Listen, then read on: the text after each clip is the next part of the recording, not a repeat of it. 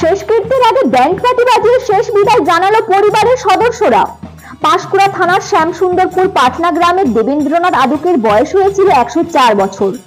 গতকাল রাত্রে তার মৃত্যু হয়।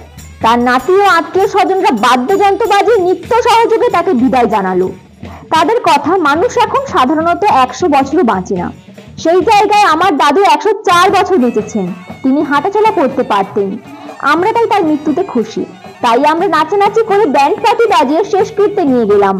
এদিন তার বাড়ি থেকে মৃতদেহ বের করে টোটোতে করে তার পরিবারের সদস্য, নাতি নাতনিরা তাকে বিদায় জানালেন।